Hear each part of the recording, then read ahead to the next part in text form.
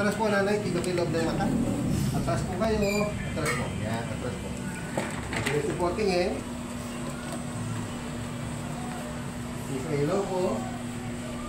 Okay, diretso lang po. Okay, diretso tingin. Diretso. Okay. Sige, okay. Tatanggalin ko yung kate para hindi ka na magreklamo, ha?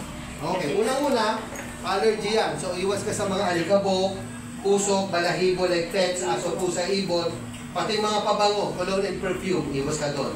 Kaya bukod doon, ito ngayon ang gamot. Kaya sabi nito, pagka natapos na... Hindi po, mahina yan. Ito ngayon, mahina po yan. Ito ngayon ibibigay ko sa'yo. Kaya pagdinala ko.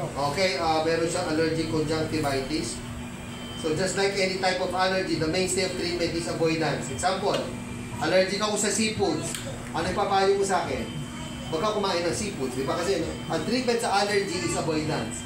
So katulad din sa mata, mag-allergy ang cause niyan, dapat iwas ka sa alikabok, sa usok, sa mga balahibo like pets, pabango. Pati kang makeup kasama eh. Pati cosmetics kasama, okay? And aside from that, ito ngayon yung gamot. Dictation. Tobramycin, dexamethasone eye drops. 1 drop to both eyes every 4 hours, kada 4 na oras. For 5 days. Lagyan natin ng times at 8 a.m., 12 noon, 4 p.m., 8 p.m. So ipapatak dito sa maghapon. Magmula umaga hanggang gabi. Ito yung gamot, magmula umaga hanggang gabi. Ngayon sa gabi, gusto ko maglalagay kayo ng ointment sa gabi bago matulog para may gamot kayo sa magdamag. So this will provide a 24-hour coverage. Neomycin, polymyxin, dexamethasone eye ointment. Apply to both eyes once a day at bedtime for 5 consecutive nights. Ito instructions kung paano paglagay ng eye drop sa mata. At ito instructions kung paano paglagay ng ointment sa mata. Okay? Ngayon, lastly, bigyan natin siya ng oral para hindi magsara yung mata, para hindi mamaga. You give sa Puroxine, 500 mg tablet. Take 1 tablet twice a day for 5 days.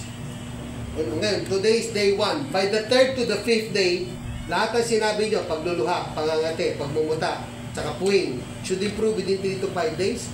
Pabalik kayo sa akin after 6 days. So that will fall on March 25, which is a Tuesday. So babalik kayo March 25, Tuesday. Hopefully, this might be your final check-up. Baka huli check-up po na to.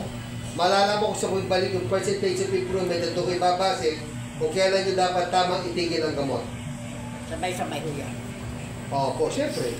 Yeah, meron akong nilagay na oras doon sa eye drops. 8 a.m., 12 noon, 4 p.m., 8 p.m.